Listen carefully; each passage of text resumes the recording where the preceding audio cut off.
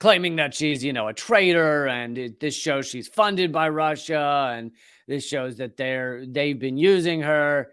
And of course, why is that any more believable than what she's saying?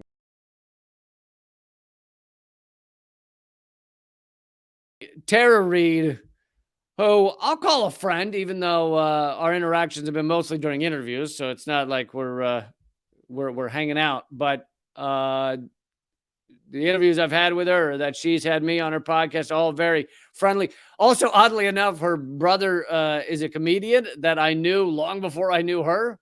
That I met him in a comedy competition back in, I don't know, early 2000s.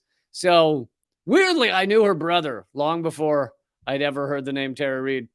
So Tara Reade, most of you know, is Joe Biden's most vocal accuser, and also the only one, I believe, that has accused him of outright rape, actual rape, um, and a full-on assault of that kind. Now, there are many other accusers who have said that he assaulted them in one regard or another, such as touching them in ways they didn't want and things like that. But Tara Reade's accusations stand out in how severe they are and how long she's had these accusations. She came forward in 1993.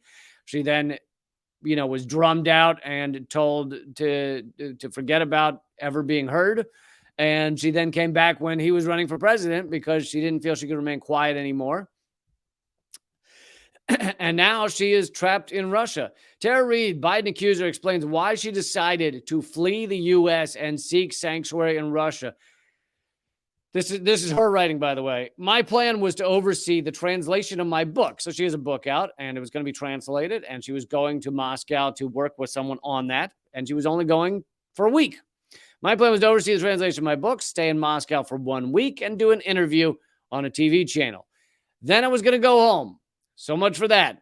Later this summer, I was supposed to testify before U.S. Congress, and President Joe Biden's actions towards me, about Joe Biden's actions towards me and the weaponization of the Justice Department. A few days after my arrival in Moscow, I found myself giving a press conference stating that I could not go back to the United States. This is because I could now face charges and possible indictment for an ominous menu of kangaroo court offenses, meaning completely bullshit, made-up offenses, including sanctions violations, Foreign Agents Registration Act violations, and any number of other things. There's a sealed Department of Justice indictment against me, and I still don't know what that's about. My human rights attorney warned me that under current U.S. law, I could have sealed charges I am unaware of until taken into custody. A sitting U.S. congressman said he feared for my physical safety if I came back to the United States. I decided to stay here and got help from Maria Butina, a Russian State Duma member, in applying for asylum. You may remember that name, Maria Butina. Maria knew the terror and grim reality of being in U.S. prisons, having spent 15 months locked up for allegedly acting as an unregistered foreign agent. They kept her in solitary confinement for months and made her life a living hell. And I don't claim to be an expert on her case, but I do know that it sounded ridiculous. And basically, she was a Russian in the United States that did become friends with, a few political people. And they used that to say, oh, she was trying to corrupt them or whatever. She was a foreign agent and all this shit. And they locked her in prison.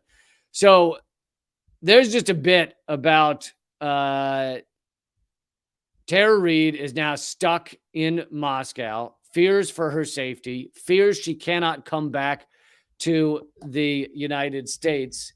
And she was going to testify. She was going to testify in front of Congress about not just about her accusations against Joe Biden, which most people know now or have known for a long time, but also about the way she's been attacked, the weaponization of the Justice Department against her. And now she both fears for her safety and fears for her freedom and doesn't feel she can come back to the United States. Obviously, a very sad situation for her. Hopefully, I will be talking to her on one of my live streams in not too long, and we'll get the first person view from her. But there's an update on that story. And of course, the U.S. garbage media is using this moment to attack her. I mean, for the most part, they're just remaining silent, but there have been some articles or whatever, articles or segments claiming that she's, a traitor, and this shows she's funded by Russia, and this shows that they've been using her. And of course, why is that any more believable than what she's saying? Than that she went over there just for a week and found that if she returned, she may very well be arrested.